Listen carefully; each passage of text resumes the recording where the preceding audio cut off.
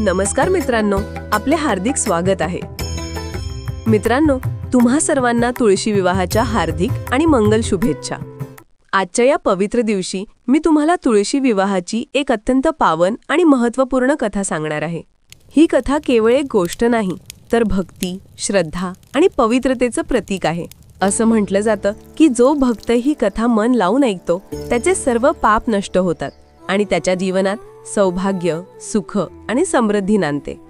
म्हणून मित्रांनो, हा व्हिडिओ शेवटपर्यंत जरूर पहा, कारण यात तुळशी आणि श्री विष्णू यांच्या दिव्य मिलनाची अशी कथा आहे जी तुमचं मन प्रसन्न करेल आणि श्रद्धेचा प्रकाश तुमच्या अंतःकरणात उज्ज्वळवेल. चला तर मग ऐकूया तुळशी विवाहाची कथा. त्या अगोदर मित्रांनो, एक विनंती करते. मी हा व्हिडिओ खूप मेहनतीने बनवला आहे. माझी मेहनत आवडली तर लाईक नक्की करा. कॉमेंटमध्ये जय तुळशी माता लिहायला विसरू नका. सोबतच चॅनलला सबस्क्राईब पण करून घ्या. चला तर मग भक्तिभावाने ऐकूया तुळशी विवाहाची ही पावन कथा. एका लहानशा गावात एका जुन्या मातीच्या छोटेखानी झोपडीत हरी आणि शांता नावाचे नवरा बायको राहत होते. परिस्थितीने ते दोघंही फार गरीब होते, पण त्यांच्या मनात परमेश्वराविषयी अपार श्रद्धा होती. हरी अंग मेहनत करून रोजची कमाई करत असे आणि शांता घरकाम सांभाळत असे. गरिबीमुळे पोटभर अन्न नसले तरी त्यांच्या देवभक्तीत मात्र कधीही कमतरता नव्हती. दररोज पहाटे दोघंही लवकर उठत, स्वच्छ आंघोळी करून ते आपल्या घराच्या कोपऱ्यातल्या लहानशा देव्हाऱ्यासमोर नम्रपणे बसत. देव्हारात त्यांच्याकडे भगवान विष्णू आणि माता लक्ष्मी यांच्या छोट्या मूर्ती होत्या. शांता प्रेमाने उदबत्ती लावत असे आणि हरी शंख वाजवून दिवसाची मंगल सुरुवात करत असे. त्या निवांत पहाटे शंखनाद ऐकताच आसपासच्या वातावरणात पवित्रता पसरत असे. आकाशात सोनेरी उषा हळूहळू पसरायची. पक्षी किलबिलाट करत नवदिवसाचं स्वागत करायचे. शेजारील मंदिरातील घंटानादाला हरीच्या शंखाचा स्वर मिळायचा.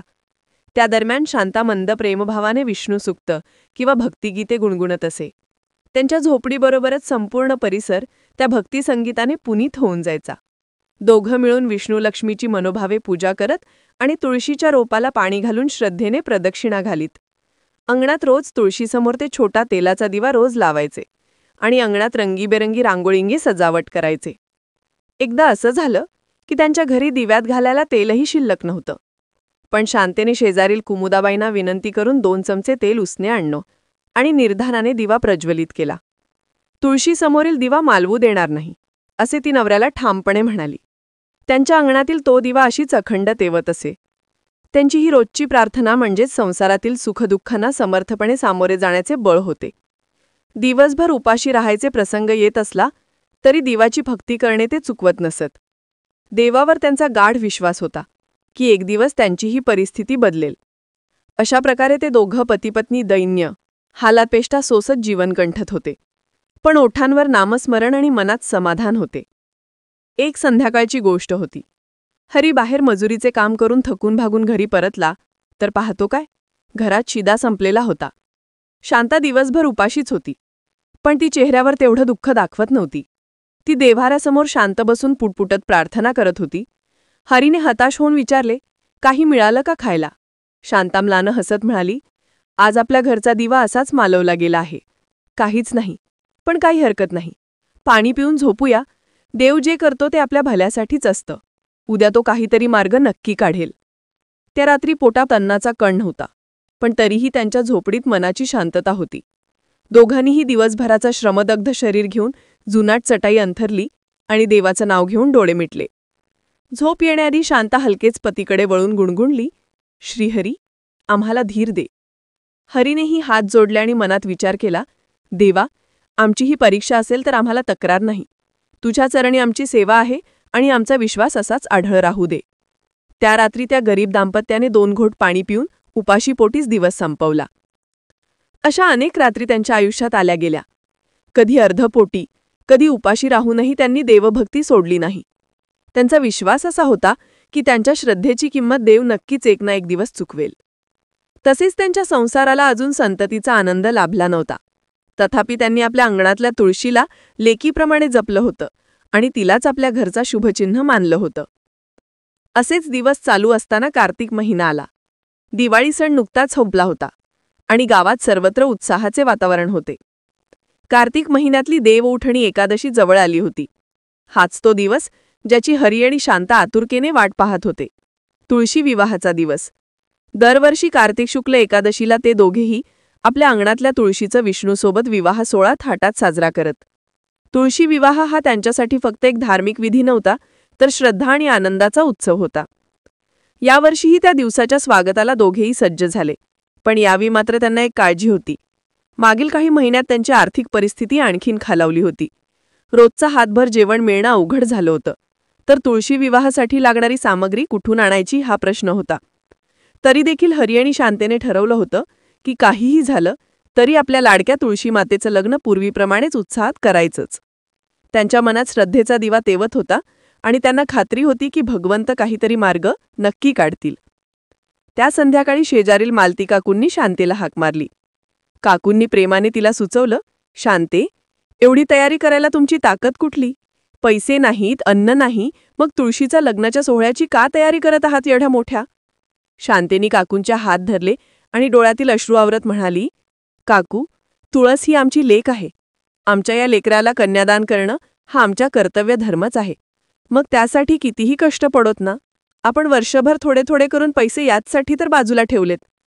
मालती काकूंनी ते ऐकून त्यांच्या पाठीवर हात ठेवला आणि भरल्या गळ्याने आश्वासनाच्या सुरात म्हणाल्या, बाळा, देव तुला सुखी ठेवो, तुळशीमाईची कृपा तुमच्यावर आहो. अशा आशीर्वादाने काकू निघून गेल्या. हरी आणि शांतेच्या डोळ्यात दृढनिश्चय आणखीनच पक्का झाला. घरातलं त्या निराश रात्रीनंतर पुढे काही दिवस हरी आणि शांता तुळशी विवाहाच्या तयारीला लागले. हरीने कपाटातील छोट्या पेटीत बाजूला जमवून ठेवलेले पैसे काढले. ते फार नव्हते. 2 रुपयांच्या नोटा आणि 4-5 तांब्या पितळ्याची नाणी इतकीच जमापुंजी होती. शांतेने चिंतेच्या सुरात विचारले, एवढ्याने आपलं सगळं होईल ना? हरी थोडा विचारात पडला. जेमतेम साध्या जेवणाचीही सोय होण्याइतकीच रक्कम होती ती. क्षणभर त्याच्या मनात शंका चमकून गेली की हे पैसे अन्नासाठी राखून ठेवावे का? पण लगेच त्याने शांतेच्या डोळ्यातला निश्चय पाहिला. शांता हळू आवाजात म्हणाली, आपण वर्षभर थोडे थोडे करून हे पैसे यासाठीच तर बाजूला ठेवलेत. तुळशी मातेचं लग्न आपल्या घरचा सगळ्यात मोठा सोहळा आहे. पैसे कमी पडले तरी भगवान काहीतरी मार्ग काढतील. हरीला तिच्या शब्दांत देवाचीच वाणी ऐकल्यासारखी वाटली. त्याने निर्धाराने मान डोलावली आणि त्या तुटपुंजा बचतीतून तयारी सुरू केली. दुसऱ्या दिवशी सकाळी हरी शेजारच्या गावात आठवडी बाजारात गेला. हातात त्याने एका फाटक्या कपड्यात मोजकी नाणी बांधून घेतली होती. दिवाळी नुकतीच ओसरली असल्यामुळे बाजारात फराळ, कपडे, फटाके आणि पूजेच्या साहित्यांची गर्दी होती. फळं फुलांच्या दुकानांमध्ये फिरत असताना हरी एका फुलं विक्रेत्याजवळ थांबला. काका, थोडी जास्वंद आणि मोगऱ्याची फुलं द्याल का पूजेसाठी? आमच्याकडे फार पैसे नाहीयेत, पण उद्या आमच्या तुळशीचं लग्न आहे. हरीने विनम्रपणे विचारलं. त्याच्या हातातली थोडीशी नाणी पाहूनही फुलं विक्रेत्याने प्रेमाने त्याला मूठभर ताजे फुलं दिली. हरीने कृतज्ञतेने त्याचे आभार मानले. पुढे किराणा दुकानातून त्याने गूळ, तांदूळ आणि थोडं पीठ विकत घेतलं. त्या दुकानदारानेही हरीची भक्ती ओळखली आणि जाता जाता 2 नारळ आणि अगरबत्तीचं एक छोटा पाकिट त्याच्या हातावर ठेवत हसून म्हणाला, तुळशीच्या लग्नासाठी माझ्याकडून छोटी भेट. हे ऐकून हरीचे डोळे पाणावले. बाजारातच कोपऱ्यात एका शेतकऱ्याने देवउठणीसाठी ऊसाच्या कांड्यांची जुडी विकायला आणली होती. हरीने त्याच्याकडे आपली व्यथा सांगून तुळशीच्या मांडवासाठी 2 ऊस हवे आहेत असे नम्रपणे विचारले. शेतकरी मनाचा उदार निघाला. त्याने 2 ताजे ऊस हरीच्या हातात दिले आणि पैसे नाकारत म्हणाला, घेऊन जा, तुळशीच्या लग्नाला लागतील. हरीच्या हृदयातील कृतज्ञतेचं उझं आणखीन वाढलं. त्या दानशूर लोकांबद्दल त्याच्या डोळ्यात पुन्हा अश्रू तरारले. त्या दिवशी दुपारपर्यंत हरी जवळपास सारी सामग्री घेऊन परतला. आता त्याच्या चेहऱ्यावर समाधान होतं. देवाला आनंदाने अर्पण करता यावं म्हणून त्यांनी जे काय थोडंफार वाचवलेलं होतं ते सर्व जमवलं होतं. मनात हुरूप घेऊन तो घरी परत आला. त्या पवित्र दिवसाची सकाळ उजाडली. लवकरच सूर्योदय झाला आणि हरी शांताच्या अंगणात लगबग सुरू झाली. शांता पहाटेच उठून घराची साफसफाई करू लागली. अंगण झाडून झाल्यावर तिने अंगणात जरा पाणी शिंपडून धूळ शांत केली. तुळशी वृंदावनाचीही तिने स्वच्छ धुनाई केली. सूर्य थोडा वर आला तसे शांता स्नान करून आली आणि आपल्या पेटाऱ्यातून एक जुनी पण स्वच्छ साडी तिने बाहेर काढली. तिच्या लग्नातील लाल काठाची ती साडी आज तुळसमाईसाठी नववधूच्या वस्त्राची भूमिका पार पाडणार होती. त्या साडीचा सुंदर तुकडा तिने काळजीपूर्वक तुळशीच्या भोवती लपेटला जणू तुळशीला नववधूचा घागरा नेसवल्यासारखा वाटला. लाल हिरव्या छोट्या टिकल्यांनी तिने तुळशीचं कुंड सजवलं. हळद कुंकू लावून पानांना सौभाग्याच्या खुणा केल्या. हरीने आणलेल्या फुलांचे तोरण करून तुळशीच्या भोवती आणि मांडवावर बांधले. 2 उसांच्या कांड्या तुळशीच्या 2 बाजूंना खांबासारख्या रोवून त्यांना दोरीने बांधून शांतेने फुलांनी छोटा कमान तयार केली. घरच्या अंगणातच एक सुबक मंडप उभा राहिला. हे सगळं सुंदर दृश्य पाहून शांतेच्या डोळ्यात आनंदाश्रू उभे राहिले. तिच्या जीवनात फार कमी शुभक्षण आले होते, पण हा क्षण त्यातला एक होता. तिने अलगद हात जोडले आणि तुळशीसमोर उभी राहून स्वतःलाच पुटपुटून म्हणाली, आई तुळस, तू तर साक्षात विष्णुप्रिया आहेस. आज मी तुला कन्या मानून तुझं लग्न माझ्या श्रीहरीसोबत लावतीये. हे बोलतानाच तिला आपल्या आईची आठवण आली. लहानपणी शांता अशाच तुळशी विवाहाच्या दिवशी आईला प्रश्न विचारे, आई, तुळशीचं लग्न भगवानाशी का लावतात? आणि मग आई जी कथा सांगायची ती शांतेच्या हृदयात कोरली गेली होती. शांता एका क्षणात भूतकाळात रमून गेली. आईकडून ऐकलेली तुळशी विवाहाची पौराणिक कथा तिच्या मनात स्पष्ट उमटू लागली. आई सांगू लागली, बघ बाळ, ही तुळस म्हणजेच वृंदा. फार प्राचीन काळी वृंदा नावाची एक धर्मपरायण आणि परमभक्त स्त्री होती. विशेष म्हणजे वृंदाचा जन्म असुर कुळात झाला होता, पण लहानपणापासूनच ती भगवान विष्णूच्या भक्तीत लीन असायची. पुढे तरुण झाल्यावर वृंदाचा विवाह जालंधर नावाच्या असुर राजाशी झाला. जालंधर फार बलाढ्य आणि पराक्रमी राक्षस होता. त्याने आपल्या शक्तीच्या जोरावर सर्व देवांना हैराण करून सोडलं होतं. पण जालंधराची खरी ताकद म्हणजे त्याची पत्नी वृंदा. वृंदेच्या पतिव्रता धर्माच्या बळाने जालंधर अजेय बनला होता. कितीही युद्ध झाली तरी कोणीच त्याला परास्त करू शकत नव्हतं. देवांनाही चिंता वाटू लागली. शेवटी एक युक्ती शोधली गेली. जोपर्यंत वृंदेचं पतिव्रत ढळत नाही तोपर्यंत जालंधराला हरवणं शक्य नाही. भगवान विष्णूंनी हे आव्हान स्वीकारले. एका युद्धात जालंधर दूर असताना विष्णूंनी त्याचा भासवेश धारण केला आणि जालंधराच्या राजवाड्यात जाऊन वृंदेसमोर प्रकट झाले. पती परत आल्याचा भास होऊन वृंदा अत्यंत आनंदित झाली.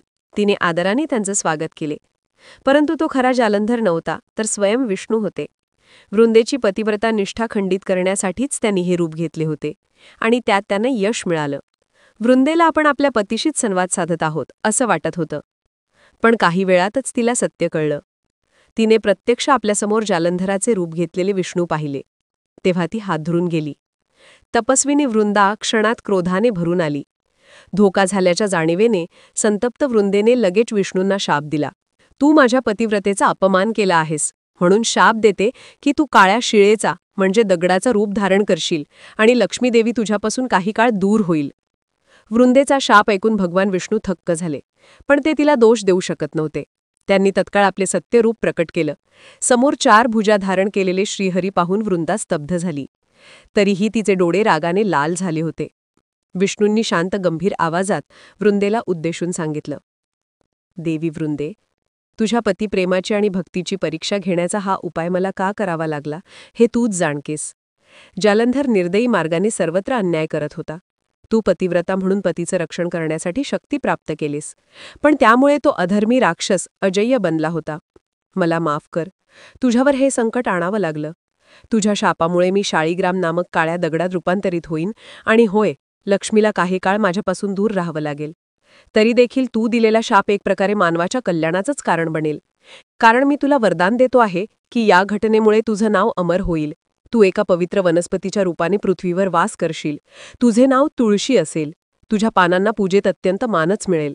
आणि दरवर्षी कार्तिक महिन्यात शाळीग्रामरूपी माझ्या विष्णू अवताराशी तुझा विवाह संपन्न होईल. हे तुझ्या त्यागाचं स्मरण म्हणून सर्व भक्तांकडून साजरा केलं जाईल. या विधीमुळे भक्तांना अखंड सौभाग्य आणि परमेश्वराची कृपा प्राप्त होईल. भगवान विष्णूंच्या तोंडी अशा शब्दांनी वृंदेचा क्रोध निवळला. तिच्या डोळ्यात अश्रू तरळले.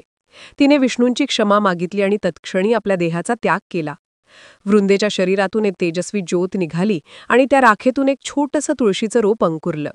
विष्णूंनी भक्तिपूर्वक त्या तुळशीच्या रोपाची पूजा केली आणि त्याला वर आशीर्वाद दिला की ज्याप्रमाणे वृंदा सती सावित्री समान पवित्र होती, तसंच ही तुळसही पवित्रता आणि मंगलत्वाचं प्रतीक बनेल.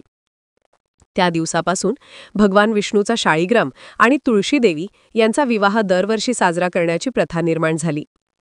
शांताची आई कथा सांगून शेवटी म्हणाली होती, जे भक्त मनापासून तुळशी विवाह करतात त्यांना विष्णू लक्ष्मीचा आशीर्वाद मिळतोच. तुळशीचं लग्न लावणं म्हणजे मोठं पुण्यकर्म आहे बाळ. ही कथा लहान शांताच्या मनावर कोरली गेली. आईच्या मुखातून तिने ही पौराणिक कहाणी अक्षरशः विस्मयाने ऐकली होती आणि त्या दिवसापासून तुळशीबद्दल तिच्या मनात अपार श्रद्धा निर्माण झाली. शांता भानावर आली तेव्हा संध्याकाळचे सावट जमू लागले. हळूहळू सूर्य मावळतीला गेला आणि अंगणात दिवे लावायची वेळ झाली. हरी आणि शांतानी दोघांनी मिळून तुळशीपुढे छोटी छोटी मातीची दिव्याट्या ठेवून त्यांना प्रज्वलित केले. तुळशी विवाहाचा शुभमुहूर्त आता आला होता. हरीने देव्हाऱ्यातली लहान श्रीकृष्णाची मूर्ती आदरपूर्वक उचलली आणि ती तुळशीच्या कुंडाजवळ मंडपात विराजमान केली. त्या बालकृष्णाच्या छोट्या मूर्तीवर नवीन वस्त्र चढवून त्याला छोटासा फुलांचा हार घातला. तुळशीच्या खोडाभोवती आणि कृष्णमूर्तीभोवती एक पवित्र दोरा बांधला, जणू दोघांचा गाठ बंध झाला. आता विवाह सोहळा सुरू झाला. शेजारच्या मंदिरातून घंटानाद आणि शंखध्वनीचा मंगल आवाज येत होता. हरी आणि शांतानी मन एकाग्र केले.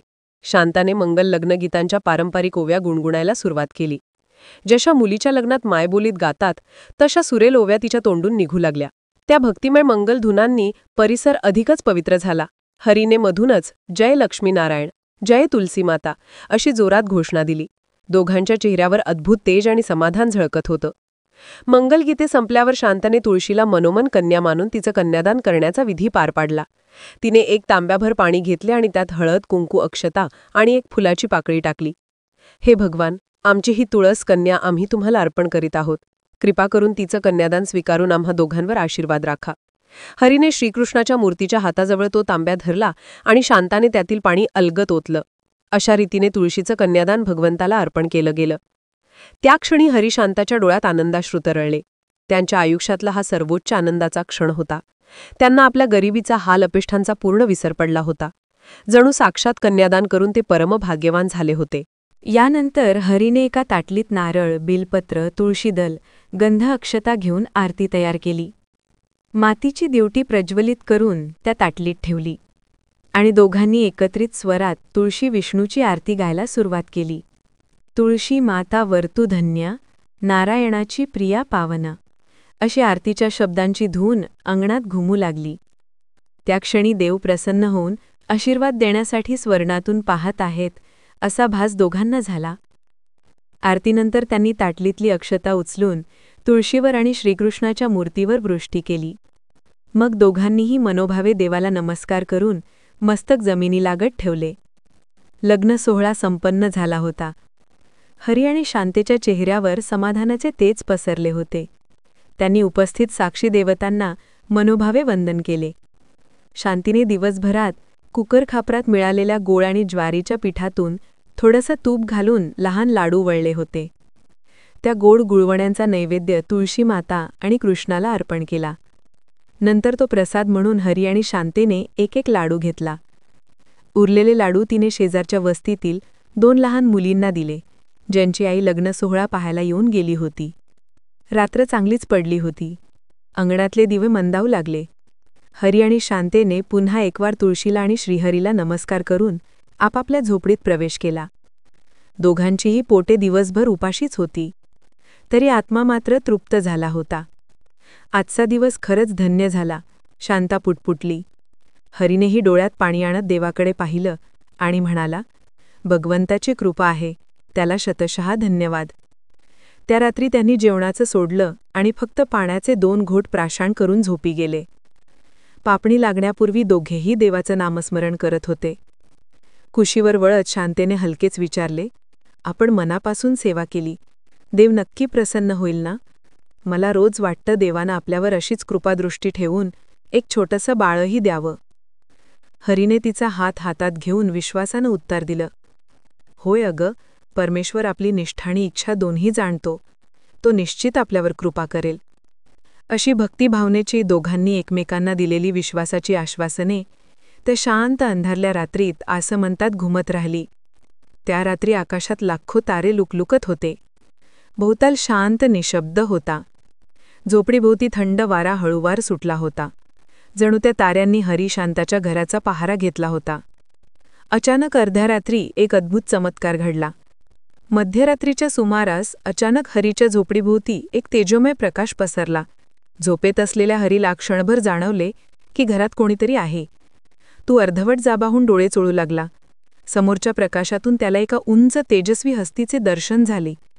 निळसर देह, 4 भुजा, हातात शंख, चक्र, गदा, पद्म धारण केलेला साक्षात श्री विष्णू हरीच्या समोर उभे होते. हरी अचंबित होऊन पाहत राहिला. त्याने स्वप्नात आहे की जागा हे समजून न घेताच आनंदाने हात जोडले. त्याच्या डोळ्यातून अश्रू वाहू लागले. देवाच्या चरणी लोटांगण घालण्यासाठी तो धडपडू लागला, पण देवानेच त्याला हलकेच रोखले. भगवान विष्णूने एक आश्वासक स्मित करून आपल्या करकमलांनी हरीच्या डोक्यावर आशीर्वाद ठेवला.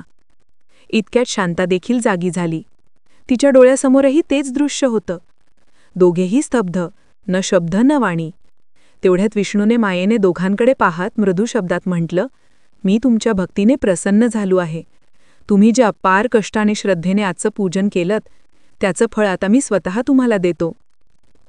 असे म्हणताच भगवान विष्णूने आपल्या हस्तातील कमळाचं फूल हळूच जमिनीवर ठेवलं. त्या कमळस्पर्शाने जमिनीवर एक सोनेरी प्रकाश दरवळला. पाहता पाहता सारी झोपडी सोन्याच्या तेजाने लपटून गेली. मातीच्या भिंतींवर सोन्याच्या तळपळत्या वस्तू प्रकट होऊ लागल्या. जिथे जिथे त्यांच्या भांड्यात एखादा तांदळाचा दाणा शिल्लक होता, तिथे तिथे सोन्याचे नाणी चमकले. कोपऱ्यात सोन्याची नाणी, दागदागिने, सोन्याच्या भांडी प्रकट झाली. जणू गरिबीने आता त्यागपत्र दिलं आणि लक्ष्मीने स्वतः त्या घरी वास करण्याचा निर्णय घेतला. हरी आणि शांता डोळे पिटपिटून हे अद्भुत दृश्य पाहत होते. त्यांना खात्रीच बसत नव्हती की हे स्वप्न आहे की सत्य. भगवान विष्णू समोर उभे होते आणि त्यांच्या कृपेने सगळं घर भरून गेलं होतं. शांतीने डोळे चोळून बघितले.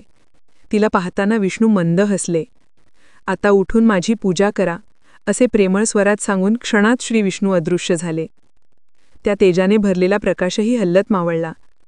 क्षणभरासाठी शांतता पसरली. मग हरी आणि शांता पूर्ण भानावर आले. दोघांच्याही अंगत रोमांच उठले होते.